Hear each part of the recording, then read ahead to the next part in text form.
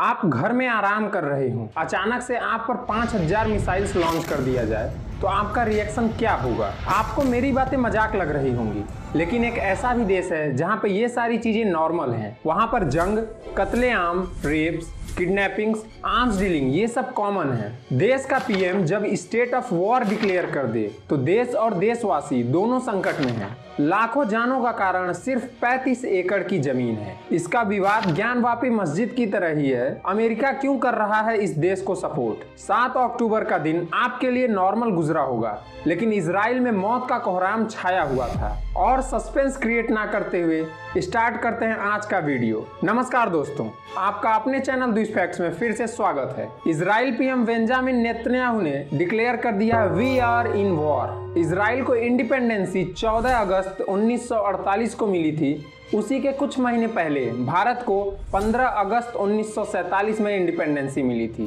पिछले 70 से 75 सालों में भारत 5th लार्जेस्ट इकोनॉमी बन चुका है और वहीं इजराइल 27th पोजीशन पर है। आज का वीडियो थोड़ा अलग होने वाला है और ये वीडियो बनाने का मेरा एक ही मोटिव है कि आपको इजराइल और फिलिस्तीन कॉन्फ्लिक्ट की डीप नॉलेज हो और आप अपना पॉइंट ऑफ व्यू कहीं भी रख सकें। 7 अक्टूबर 2023 शनिवार इजराइल में ये एक फॉर्चुनेट दिन था। सिमहत तोरा ये एक ज्यूइश त्योहार है जिसका अर्थ है तोराह के साथ या आनंद। आज के दिन तोरा पढ़ा जाता है तो जेरूलिज्म में सबसे स्पीशियस डे होता है। इतने स्पीशियस डे पर ही हमास ने इजराइल पर मिसाइल लॉन्च कर दिया। हमास ने 5000 मिसाइल्स एक साथ छोड़े, जिससे कि 250 लोगों ने अपनी जान गंवा दी और 1500 से ज्यादा लोग घायल हो गए और हॉस्टेजेस की संख्या तो अनगिनत है। इजराइल के डिफेंस आयरन डोम ने कई मिसाइल्स को हवा में ही काउंटर किया, लेकिन लोगों को बचा ना सका। सोशल मीडिया पर काफी तेजी से एक वीडियो वायरल हो रहा है जिसमें एक इजरायली मिलिट्री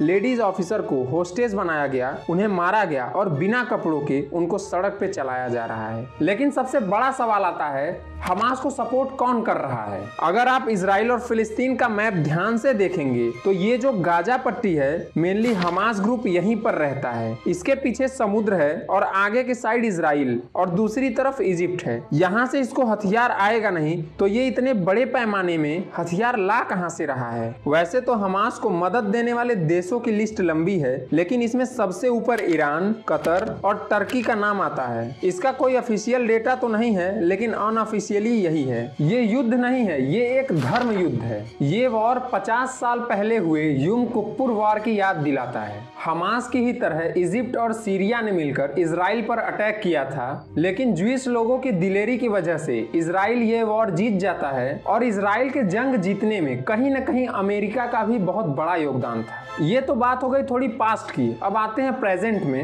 अल अक्सा स्टॉर्म, इस ऑपरेशन को यही नाम दिया गया है। मोहम्मद डेफ, जो कि इस समय हमास मिलिट्री का इंचार्ज है, और उसी ने अल अक्सा स्टॉर्म ऑपरेशन को अंजाम दिया है। मोहम्मद डेफ ने सारे फिलिस्तीन वासियों को फिर इजराइल के खिलाफ भड़काया है। ये कॉन्फ्लिक्ट काफी लंबे समय से चलता आ रहा है और जैसा कि मैंने स्टार्टिंग में ही बताया था, यहाँ जंग, कत्लेआम, रेप और किडनैपिंग जैसी चीजें कॉमन है। ये है इजराइल और फिलिस्तीन का मैप। आज ये ऐसा दिखता है, लेकिन 1947 से बात करें तो इजराइल डोमिनेंट होता गया है फिलिस्तीन पर। फिलिस्तीन का कहना है कि इजराइल उनके कंट्री को कैप्चर कर रहा है। आपको इजराइल को समझना है तो इजराइल के फॉर्मेशन को समझना होगा। ये बात है 20वीं सदी की, जब एडोल्फ हिटलर की तानाशाही आती है। हिटलर ने यहूदी यानी कि ज्यूइश लोगों को मौत के घाट उतारना शुरू किया था। हिटलर के आतंक से बचने के लिए ज्यूइश लोग शेल्टर ढूंढ रहे थे। हिटलर कैप्चर्ड यूरोप से अपनी जान बचाकर ज्यूइश लोग भागते हैं। कुछ ज्यूइश को अमेरिका में रेफ्यूजी मिल जाती है, लेकिन ज्यादातर लोग फिलिस्तीन भाग जाते हैं। उस समय पहले से ही मुस्लिम फिलिस्तीन में रह रहे थे।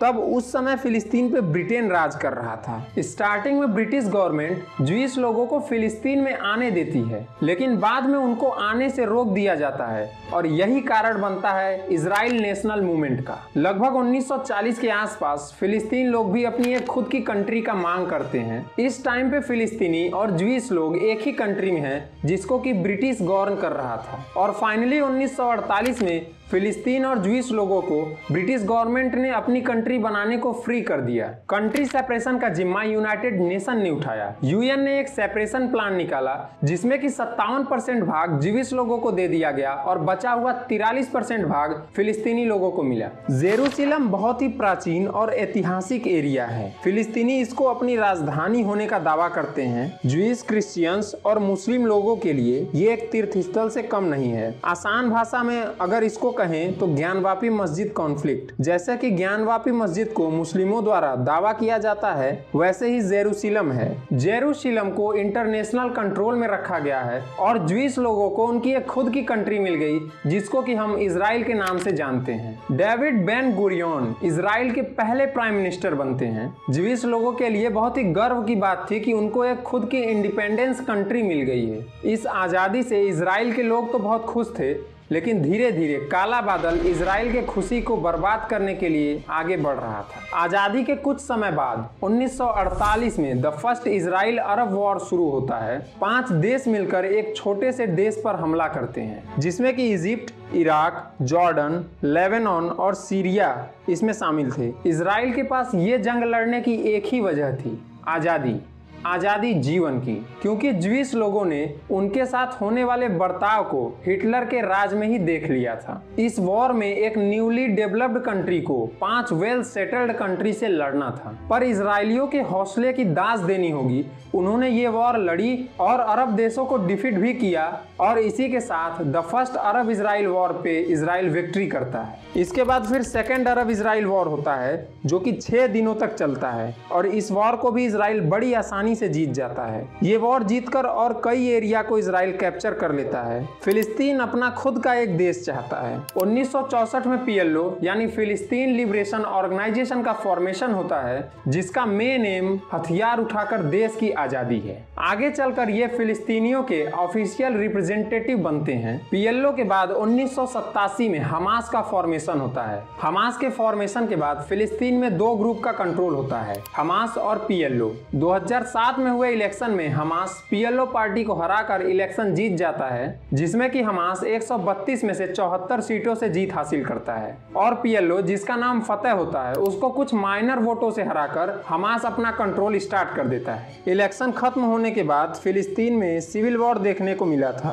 गाजा स्ट्रिप पे हमास का राज शुरू हो जाता है और आज के टाइम पे यही ग्रुप है जो इजराइल पर हमला कर रहा है। बात करें गाजा स्ट्रिप की तो गाजा स्ट्रिप में अधिकांश लोग फिलिस्तीनी हैं। गाजा स्ट्रिप लगभग 365 स्क्वायर किलोमीटर में है जिसमें कि 2 मिलियन फिलिस्तीनी रहते हैं। ये लड़ाई 20वीं सदी से चलती आ रही है और अभी तक देखी जा रही है। हमास का मेन एम यही है कि वो इजराइल को देश के नक्शे से मिटाना चाहता है और 1987 से हमास के अटैक्स से इजराइल गवर्नमेंट का कुछ बिगड़ा हो या ना हो, लेकिन इनोसेंट सिविलियंस का जरूर बिगड़ा है। अभी तक 87 अटैक्स हमास इजराइल पे कर चुका है। USA, UK, Canada, Australia, European union, Israel और जापान जैसे देशों का कहना है कि हमास एक एंटी टेररिस्ट ग्रुप है। वहीं दूसरी ओर Russia, Egypt, Iran, Qatar, China, Brazil, Norway इसको एंटी टेररिस्ट ग्रुप नहीं मानती है। हमास एक बड़ा रीजन है आयरन डोम सिस्टम के फॉर्मेशन का। यही कारण है कि सडन अटैक्स से बचने के लिए